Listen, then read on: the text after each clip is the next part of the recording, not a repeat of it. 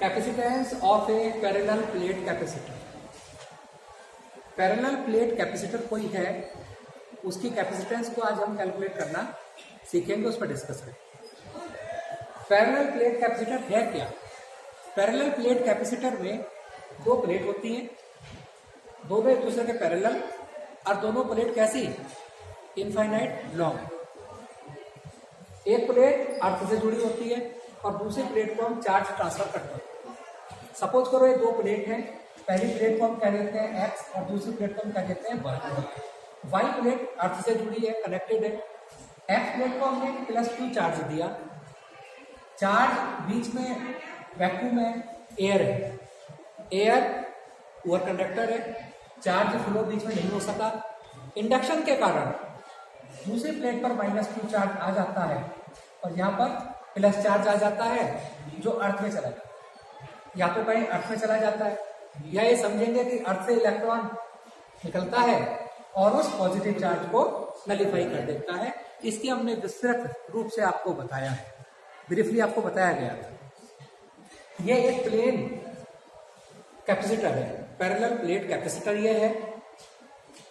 एक हमने आपको बताया था कि अगर कोई चार्ज सीट है तो चार्ज सीट के समीप कोई प्लेन सीट अगर है, उसके समीप इलेक्ट्रिक फील्ड कितना होता है? इलेक्ट्रिक फील्ड हमने जो आपको बताया था, आपने कैलकुलेटर में करके दिखाया था, E = σ/ε0K होता है। If K is 1 then E = ε0। बताया था आपको, कैपिटल E = σ/ε0। इतना इलेक्ट्रिक फील्ड, सॉरी ये 2ε0K, σ/2ε0 प्लेट के कारण इलेक्ट्रिक फील्ड था उसके समीप। अब हम मानते हैं कि प्लेट के बीच में कोई पॉइंट है P, उस पॉइंट पर इलेक्ट्रिक फील्ड कितना होगा? पॉजिटिव चार्ज के कारण भी इलेक्ट्रिक फील्ड होगा, नेगेटिव चार्ज के कारण भी इलेक्ट्रिक फील्ड होगा। पॉजिटिव चार्ज के कारण इस साइड होगा E1 और नेगेटिव चार्ज के कारण नेगेटिव चार्ज की तरफ को होगा E2। ठीक, नेट इलेक्ट्रिक फील्ड कितना हुआ प्लेट के बीच में? अगर दो प्लेट है और पैरेलल प्लेट है और उन प्लेट के बीच एक प्लेट पर पॉजिटिव चार्ज है और एक प्लेट पर नेगेटिव चार्ज है, चार्ज डेंसिटी सिग्मा है, तो नेट इलेक्ट्रिक फील्ड क्या होगा? दोनों को ऐड करके आएगा, क्योंकि दोनों की डायरेक्शन क्या है? एक है। Electric field between plates E1 + E2। पहली प्लेट के कारण इलेक्ट्रिक फील्ड σ/2ε0, दूसरी प्लेट के कारण σ/2ε0, और दोनों को ऐड कर दिया तो 2 σ/2ε0 = σ/ε। सिग्मा की वैल्यू आपको पता थी Q/A, याद है ना? सिग्मा की वैल्यू Q/A। लैम्डा की वैल्यू क्या थी? Q/L, charge per unit length. और रो की वैल्यू क्या थी? Q/वॉल्यूम। याद करते रहिए बीच बीच में। सिग्मा की वैल्यू अगर हम पुट यहाँ कर देते हैं तो E = आया Q/ε0A। E क्या है? Electric field between two plates.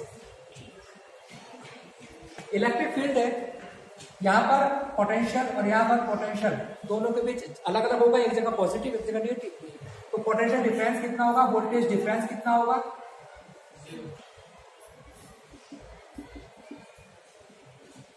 Voltage difference between plates, voltage difference जो बिटवीन प्लेट्स होगा, V = होता है ED, V = E × D। हमने बताया था V = E × डेल्टा, बताया था ना। और अगर बीच की डिस्टेंस अगर D है, डेल्टा है तो डेल्टा, और अगर D है तो V = ED। V की वैल्यू पुट कर देते हैं, V = Q/ε0A × D। V/Q = D/ε0A, और Q/V = ε0A/D, और Q/V होता है कैपेसिटेंस, C = ε0A/D। बोलिएगा, क्लियर है या नहीं? आपको क्लियर हुआ है नहीं? C = ε0A/D। सपोज करो ये तो जब है जब इनके बीच वैक्यूम है, एयर। अगर इस कैपेसिटर में हम बीच में कोई डाइलेक्ट्रिक मटेरियल फिलअप कर देते हैं, डाइलेक्ट्रिक मटेरियल इसमें हम फिलअप कर देते हैं, तो क्या होगा बताइए, क्या होगा फिर? ये सिग्मा अपॉन एप्सिलॉन नॉट के होता, सिग्मा अपॉन एप्सिलॉन नॉट के होगा, और तब कैपेसिटेंस क्या आएगा? तब कैपेसिटेंस आ जाएगा C इक्वल टू के एप्सिलॉन नॉट के अपॉन डी। होगा या नहीं होगा? C इक्वल टू क्या आएगा? K epsilon not a upon d होगा। यानी C equal to epsilon not a upon d कब है? जब केवल एयर है वैक्यूम में। और C इक्वल टू के epsilon not a upon d कब है? जब इसमें डाइलेक्ट्रिक मटेरियल, तभी तो होगा ना। अब एक और बताइएगा, अगर मैं एयर के लिए C0 कह दूं और मीडियम के लिए Cm कह दूं, तब क्या होगा? तब हम क्या कह सकते हैं? अगर प्लेट्स के बीच एयर है तो ये फॉर्मूला है, और प्लेट के बीच कोई मीडियम है तब ये फॉर्मूला है। क्लियर है? बात समझ में आ भी रही है आपको? नहीं। अगर मैं इसे इक्वेशन 1 मान लेता हूँ, इसे इक्वेशन 2 मान लेता हूँ, और अगर मैं डिवाइड कर दूं इन्हें आपस में, ये कैंसिल आउट हो जाएगा, के हो जाएगा। इसका क्या मतलब है? इसका मतलब सीधा सा मतलब ये है कि अगर कैपेसिटर के बीच हमने मीडियम कोई रख दिया, डाइलेक्ट्रिक मीडियम रख दिया, तो जो कैपेसिटी है वो के टाइम्स हो जाती है। कितना टाइम्स हो जाती है? के टाइम्स। कैपेसिटर की जो कैपेसिटेंस है वो ये आया है। इससे कितनी बातें क्लियर हो गई आपको? C proportional to k, C proportional to k, C proportional to 1/d। Means क्या है इस बात का? सीधा सा मतलब है यहाँ पर। क्या मतलब है? सीधा सा मतलब ये है, अगर बीच के मीडियम का डाइलेक्ट्रिक कांस्टेंट ज्यादा है तो कैपेसिटी ज्यादा होगा। अगर प्लेट का एरिया ज्यादा है तो कैपेसिटेंस ज्यादा होगा, और एरिया कम है तो कैपेसिटेंस कम होगा। बीच की डिस्टेंस उल्टा है, अगर बीच की डिस्टेंस कम है कैपेसिटेंस ज्यादा होगा, धारिता ज्यादा होगी, और बीच की डिस्टेंस ज्यादा है कैपेसिटेंस कम। एक क्वेश्चन पूछते हैं कि किसी कैपेसिटर की कैपेसिटेंस को कैसे बढ़ाया जा सकता है? किसी कैपेसिटर की कैपेसिटेंस को कैसे बढ़ाया जा सकता है? धारिता को कैसे बढ़ा सकते हैं? एक संधारित्र कह लीजिए या कैपेसिटर कह लीजिए, है ना। कैपेसिटर की धारिता को कैसे बढ़ाया जा सकता है? 3 बातें। पहला पॉइंट, डाइलेक्ट्रिक कांस्टेंट बढ़ाकर, उनकी प्लेटों के बीच के मीडियम का डाइलेक्ट्रिक कांस्टेंट बढ़ाकर कैपेसिटी को बढ़ाई जा सकती है। दूसरा, प्लेट का एरिया बढ़ाएगा, जितनी ज्यादा एरिया करेंगे कैपेसिटी बढ़ जाएगी। तीसरा, प्लेटों के बीच की डिस्टेंस घटाकर, प्लेटों के बीच की डिस्टेंस घटाकर भी हम कम करके डिक्रीजिंग डिस्टेंस को डिक्रीज करके भी हम कैपेसिटी को बढ़ा सकते हैं। तो ये इस प्रकार ये आ गया। अब हम चर्चा करेंगे कि अगर उनके बीच डाइलेक्ट्रिक कांस्टेंट पार्शियली रखा है तब कैपेसिटेंस कितना होगा, है ना। क्लियर है या नहीं है? क्लियर हुआ आपको? कैपेसिटर क्लियर हुआ? पैरेलल प्लेट कैपेसिटर की जो कैपेसिटेंस है हमने उसकी बात की थी, पर हमने बात कब की थी कि उसकी प्लेट के बीच या तो एयर है, वैक्यूम है, या टोटली डाइलेक्ट्रिक मटेरियल है। अब हम डिस्कस करेंगे कि जो डाइलेक्ट्रिक मटेरियल है वो पार्शियली फिल्ड है। पार्शियली फिल्ड मतलब दोनों प्लेट्स के बीच कुछ मटेरियल है और बाकी एयर। मान लीजिए दो प्लेट है, जैसा कि कैपेसिटर में होता है, दोनों पैरेलल प्लेट है एक्स और वाई। एक्स प्लेट को +Q चार्ज दिया गया और वाई प्लेट पर वाई इंडक्शन क्या आ जाएगा? Minus charge. प्लस चार्ज कहाँ चला जाएगा? अर्थ में चला गया ना। अब हुआ क्या, बीच में डाइलेक्ट्रिक मटेरियल हमने रख दिया, प्लेट की जो बीच की डिस्टेंस थी वो d थी मान लिया, और जो मटेरियल की थिकनेस है वो t थी। ठीक, डाइलेक्ट्रिक जो मटेरियल है उस पर भी चार्जेस इंड्यूस होते हैं, वही प्लस होगा तो इंड्यूस क्या होगा? माइनस। फिर क्या होगा? प्लस। फिर क्या होगा? यहाँ प्लस माइनस, और ये पॉजिटिव चार्ज कहाँ चला जाएगा? बाहर वाला अर्थ, या तो अर्थ में चला गया, या मैंने क्या बताया था, अर्थ से इलेक्ट्रॉन आते हैं उस पॉजिटिव चार्ज को नलिफाई कर देते हैं, यही तो बताया था। अब दोनों प्लेटों के बीच दो मीडियम हो गए, कितने मीडियम हुए? तो कौन कौन से मीडियम? एक तो डाइलेक्ट्रिक मटेरियल और दूसरा क्या हुआ? है ना, एक तो डाइलेक्ट्रिक मटेरियल और एक क्या हुआ? एयर। एयर के लिए के की वैल्यू क्या होती है? 1 आया था। और मान लिया डाइलेक्ट्रिक कांस्टेंट मटेरियल का के क्या है? के है। अब हमने अभी थोड़ी देर पहले डिस्कस किया पहले चैप्टर में, क्या इलेक्ट्रिक फील्ड कितना होगा? इलेक्ट्रिक फील्ड बिटवीन प्लेट्स कितना होगा भाई? E इक्वल टू होता था सिग्मा अपॉन एप्सिलॉन नॉट के, था ना। 2 एप्सिलॉन नॉट के तो एक सिंगल प्लेट के कारण था। अभी हमने प्रूफ किया था कि दो प्लेट है, एक पॉजिटिव चार्ज है एक नेगेटिव चार्ज है, उनके बीच में उनको दोनों को ऐड करके आया था सिग्मा अपॉन एप्सिलॉन नॉट के। परंतु यहाँ दो मीडियम, ये किसके लिए है? डाइलेक्ट्रिक कांस्टेंट के लिए, डाइलेक्ट्रिक मटेरियल के लिए। और एयर के लिए कितना होगा? एयर के लिए होगा सिग्मा अपॉन एप्सिलॉन। क्यों? के की वैल्यू हो गई 1। समझ में आ रहा है ना? पहले आर्टिकल में केवल एक ही मटेरियल था, बीच में वैक्यूम था या डाइलेक्ट्रिक मटेरियल था। इस बार क्या है? दो मटेरियल है। वोल्टेज डिफरेंस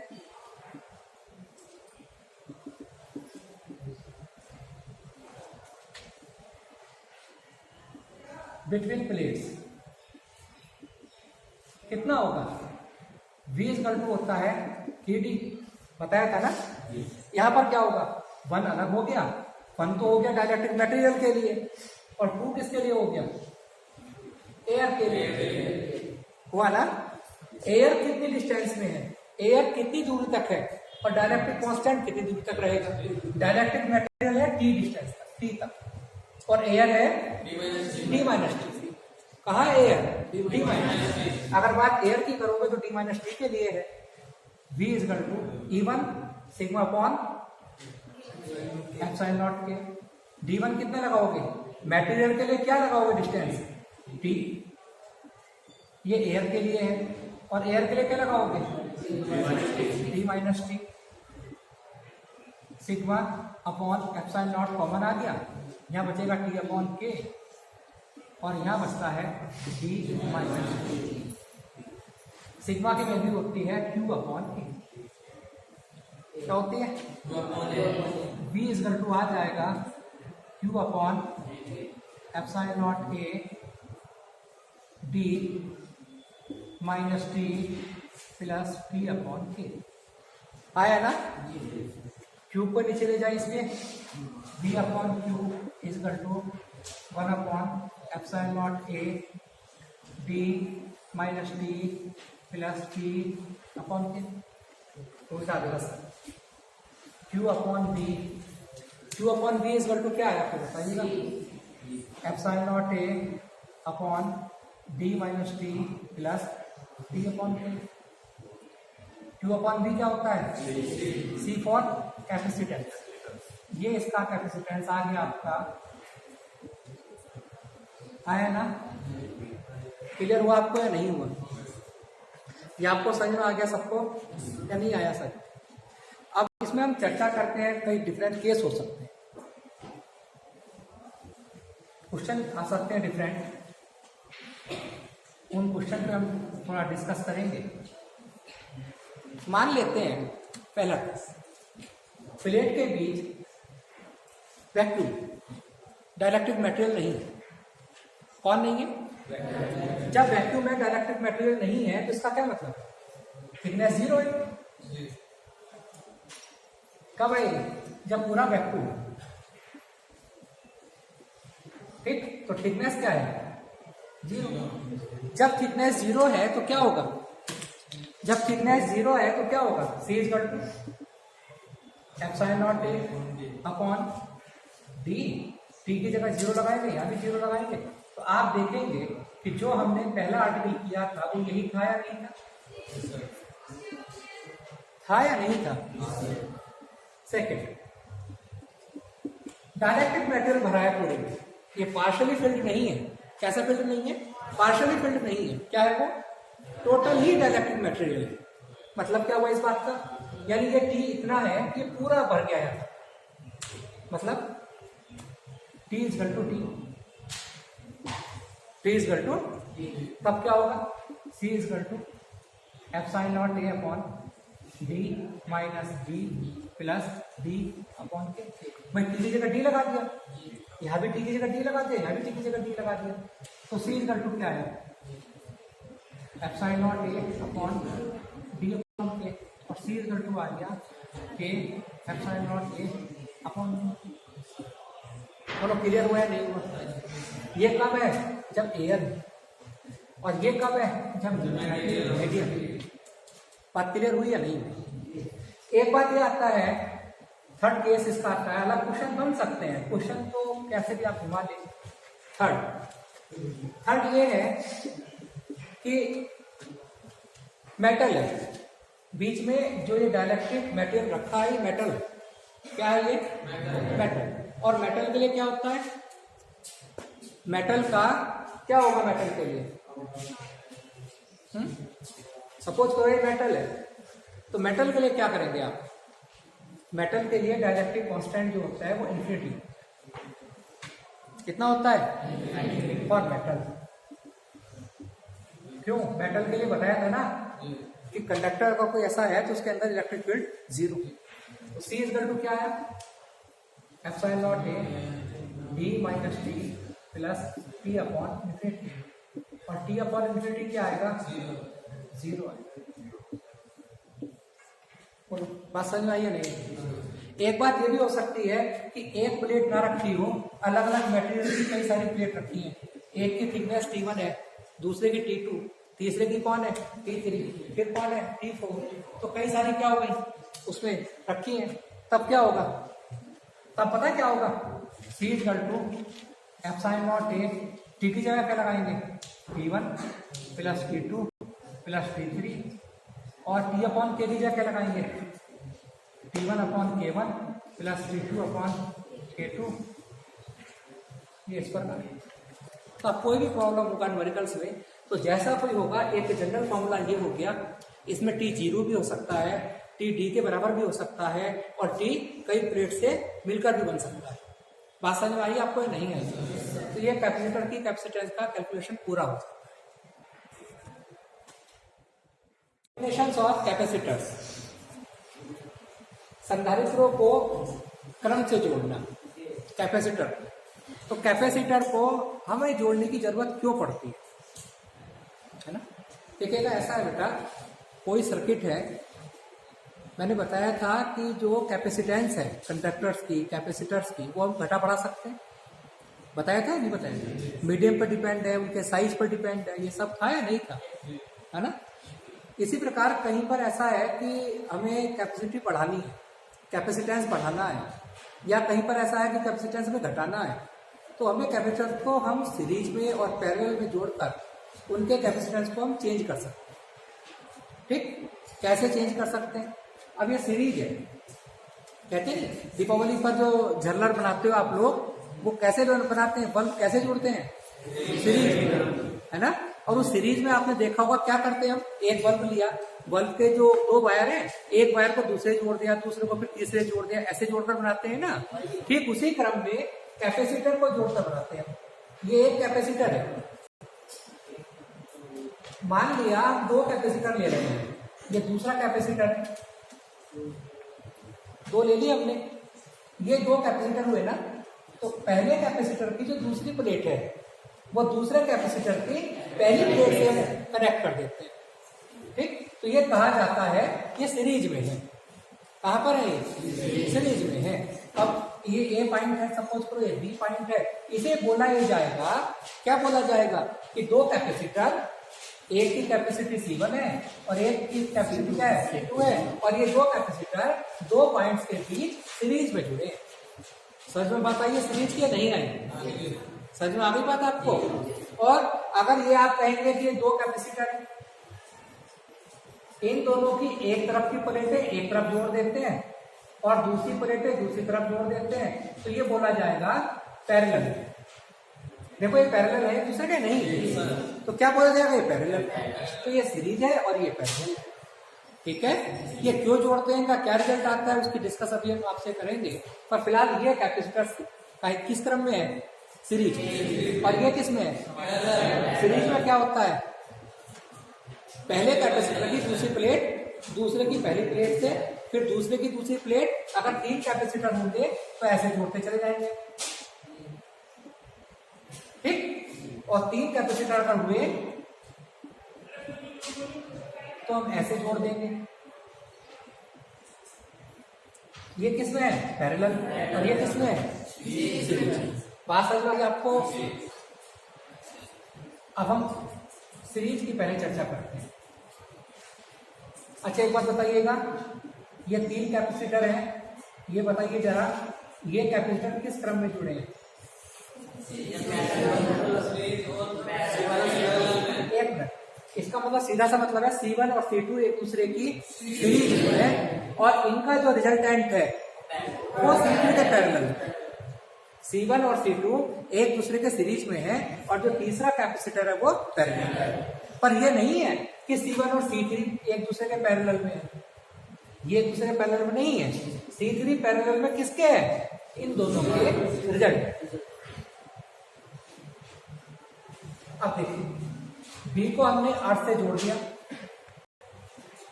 एक बार हमने पहली प्लेट को +Q चार्ज दिया, या अर्थ से ना जोड़ के इनके पीछे एक बैटरी जोड़ देते हैं।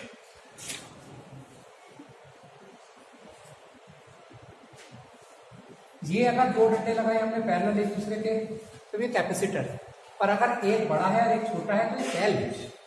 ये सेल का पॉजिटिव पॉइंट है और ये सेल का नेगेटिव पॉइंट। बैटरी और सेल में क्या होता है? बैटरी में कई सेल जुड़े होते हैं सीरीज में, तो ये बैटरी है। ये क्या है? कैपेसिटर। ये क्या है? सेल। और ये क्या है? बैटरी। बैटरी क्या है? बैटरी में कई सेल जुड़े हैं, कई सेल जुड़े हैं। एक शब्द आप लोग यूज बहुत ज्यादा करते हैं, बैटरा, है ना? कहते हैं नहीं बाजार में भी, आप भी कहेंगे घर का बैटरा डिस्चार्ज हो गया। बैटरा कोई शब्द नहीं है। क्या शब्द है? बैटरी। अच्छा, क्या पॉपुलर है? कम सेल की है तो बैटरी, और ज्यादा सेल का है तो बैटरा। ऐसा नहीं है। क्या है? बैटरी। बैटरी में क्या है? सेल जुड़े हुए, सीरीज में। अब जैसे ही हमने यहाँ इसे पॉजिटिव से जोड़ा तो ये प्लेट पॉजिटिव हो जाएगी, यहाँ पर हमने निगेटिव जोड़ा तो ये प्लेट क्या हो जाएगी? निगेटिव हो जाएगी, ठीक। इंडक्शन के कारण इस पर पॉजिटिव आया तो इंडक्शन के कारण यहाँ निगेटिव आ जाएगा, और इंडक्शन के कारण ये निगेटिव है तो ये क्या आ जाएगा? पॉजिटिव। और हम कहेंगे कि चार्ज, अगर सपोज करो यहाँ +Q चार्ज लिखा तो यहाँ पर -Q चार्ज लिखा, तो यहाँ -Q तो यहाँ अपने आप इंडक्शन के कारण आया +Q, यहाँ +Q तो यहाँ क्या आया? -Q। कहा क्या जाएगा? माना ये जाता है कि चार्ज फ्लो हो गया इस बैटरी के कारण। ये बैटरी डीसी है, डायरेक्ट करंट। 2 प्रकार के करंट, डीसी और AC, alternating current. Alternating current आपका आगे चैप्टर आएगा, वहां आपको डिस्कस हम करेंगे डिटेल में। डीसी में जो एक कैपेसिटर है, संधारित्र है, इस कैपेसिटर में डीसी फ्लो नहीं है। अगर आप ये सोच रहे हो कि यहाँ से +Q चार्ज गया, वो चार्ज इसे यहाँ पर क्रॉस कर गया, यहाँ चार्ज आ गया, ऐसा बिल्कुल नहीं। और चार्ज हमेशा लगातार बहता नहीं, इसके ज्यादा तो बढ़ता नहीं जाएगा। क्या बताया मैंने? कैपेसिटर में डीसी फ्लो नहीं होता। ये जो चार्ज आया बीच का, ये किसके कारण आया? इंडक्शन के कारण। मैंने इंडक्शन आपको बताया, समझ में बात आई? फिगर से क्या बात क्लियर है कि सीरीज में चार्ज कांस्टेंट होता है। अगर इस पर चार्ज, इस कैपेसिटर पर चार्ज Q है, इस कैपेसिटर पर चार्ज Q होगा, और अगर कई सारे कैपेसिटर सीरीज में लगे होते तो प्रत्येक कैपेसिटर पर चार्ज क्या था? Q। कैपेसिटी अलग अलग है तो यहाँ पर वोल्टेज डिफरेंस ज्यादा और कम अलग अलग होगा। यहाँ मान लिया V1 है और यहाँ मान लिया V2। एक फॉर्मूला था Q = CV, C = Q/, पता है, और V = Q/C। क्लियर? पहले कैपेसिटर के लिए क्या आया? V1 = Q/C। दूसरे के लिए क्या आया? V = Q/C। V voltage, battery का वोल्टेज डिफरेंस है, जो अंतर है। यही 2 जगह बटेगा भाई। इसके पॉइंट पर कितना आ गया? V1। यहाँ पर कितना आ गया? V2। ये किससे आया? ये VC तो आया है, V ही तो 2 जगह डिवाइड हो गया। V = क्या हुआ फिर?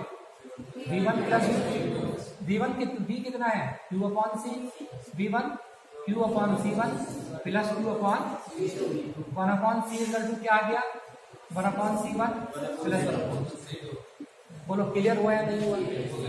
अगर ये दो कैपेसिटर ना होकर तीन होते तो फॉर्मूला क्या बनता 1 upon C equal to 1 upon C1 plus 1 upon C2 plus 1 upon C3 होते तीन होते तो।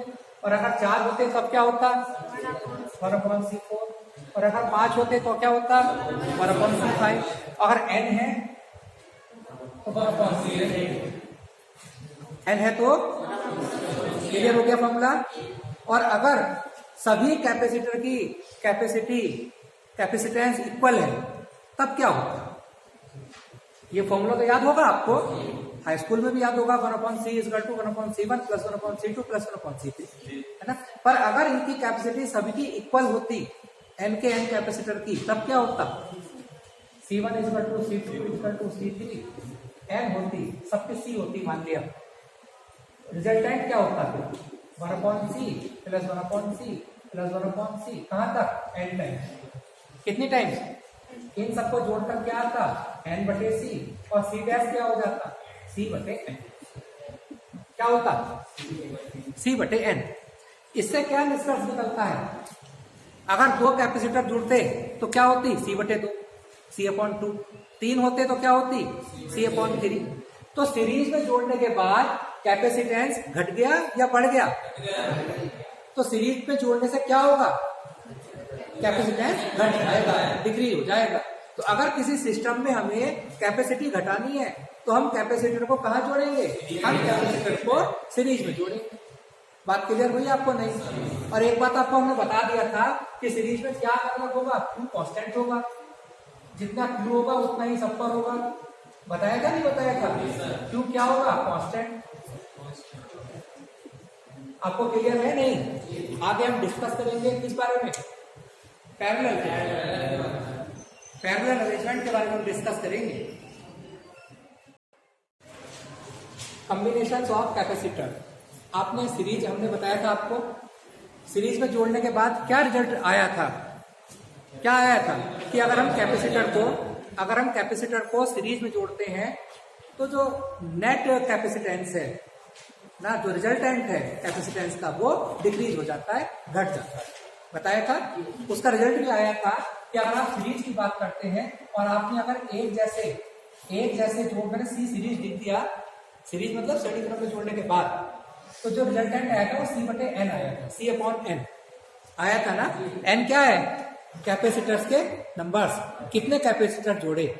पर इस फॉर्मूले में क्या है कि सभी की कैपेसिटी इक्वल बराबर। अब हमने क्या करा, ये तीन कैपेसिटर लिए और इन कैपेसिटर को एक एक प्लेट को आपस में ऐड कर दिया,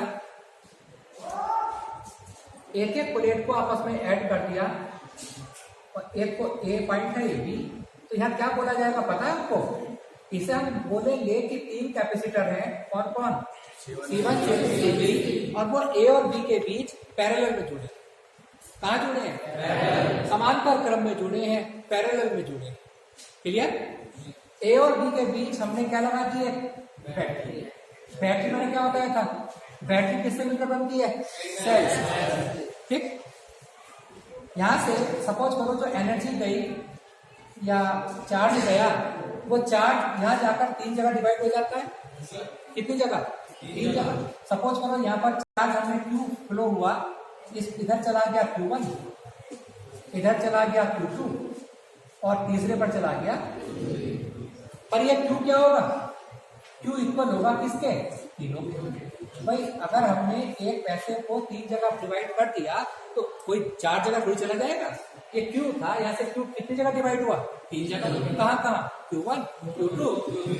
सीरीज में श्रेणी क्रम में क्या कांस्टेंट था? चार्ज कांस्टेंट था। और यहाँ पर क्या कांस्टेंट होगा? वोल्टेज डिफरेंस विभवांतर। यहाँ भी V, और तीसरे पर भी क्या होगा? V। और चूंकि बैटरी का विभवांतर भी। ठीक, सीरीज में क्या कांस्टेंट है? चार्ज। और पैरेलल में क्या कांस्टेंट है? वोल्टेज डिफरेंस विभवांतर। क्लियर? आपको बताया गया था Q equal to CV, then पहले पर कितना चार्ज होगा, Q1 is equal to C1B, Q2 is equal to C2B और Q3 is equal to C3B। Net charge कितना था, Q बराबर Q1 plus Q2 plus Q3। Q की जगह CB, C1B plus C2B plus C3। V cancel out हुए, C equal to C1 plus C2 plus. बोलो clear हुआ है नहीं? और अगर ज्यादा चार्ज होंगे तो ज्यादा कैपेसिटर होंगे तो क्या होगा, C1 plus C2 plus C3 plus C। और अगर ये सब इक्वल है तब क्या होंगे, सपोज करो सभी कैपेसिटर जो n कैपेसिटर है सभी का कैपेसिटर इक्वल है, C है, तो क्या होगा, Cp पैरेलल से आ जाएगा C plus C plus C plus C। कितना आया, मतलब क्या हुआ, n टाइम्स हो गया। कितना हो गया, तो पैरेलल ऑर्डर में जोड़ने पर कैपेसिटेंस बढ़ा या घटा, इंक्रीज हुआ या डिक्रीज हुआ, इंक्रीज हो गया। कितना इंक्रीज हो गया, n टाइम्स। कितना, n। अब इसके साथ एक हम न्यूमेरिकल, आपको छोटा सा न्यूमेरिकल बताते हैं। क्वेश्चन सुन लीजिएगा, लिखवाएंगे नहीं। 3 कैपेसिटर हैं, कितने, 3 कैपेसिटर हैं। उन 3 कैपेसिटर को हमने पहले सीरीज में जोड़ा, फिर हमने उन्हीं तीनों को पैरेलल में जोड़ा। एक बार सीरीज में जोड़ा फिर पैरेलल में जोड़ा। फर्स्ट पोजीशन और सेकंड पोजीशन में उनका जो रिजल्टेंट कैपेसिटेंस है उनका रेशो कितना होगा, उनका रेशो कितना होगा। तो अभी हमने क्या बताया, 3 कैपेसिटर है, उनके कैपेसिटेंस बराबर है। मान लिया तीनों का कैपेसिटेंस कौन है, सी। पहले कहाँ जोड़ा, सीरीज में। सीरीज में जोड़ के क्या हो जाएगा, Cs इक्वल टू होता है C अपॉन N। 3 कैपेसिटर है तो कितना हो गया, C अपॉन 3। और पैरेलल में जोड़ के कितना हो गया, NC 3C। इन दोनों का रेशो पूछा आपसे, C upon 3 upon 3C equal to क्या आ गया, C से C कैंसिल हो गया। बोलो समझ में आया नहीं आया, समझ में आया। एक बार बता देते हैं, सीरीज में क्या कांस्टेंट था, चार्ज, और resultant capacity 1 upon n times होती है, डिक्रीज हो जाती है। पैरेलल में क्या था, constant potential difference, voltage difference, और हुआ क्या, रिजल्टेंट कैपेसिटी n टाइम्स हो गई, इंक्रीज हो जाती है। ठीक है, और कुछ मिक्स कर लेते हैं, है ना। जैसे ये बताइएगा, बताइए ये किस क्रम में जोड़े हैं, ये किस ऑर्डर में जुड़े हैं, C1 और C2, और जो इनके रिजल्टेंट आएगा वो इन दोनों के सीरीज। अगर कहेंगे C1 C3 के सीरीज में है, नहीं है, इनका रिजल्टेंट इसके सीरीज में है। बात क्लियर हुई या नहीं हुई, समझ में आया आपको। अब तो आप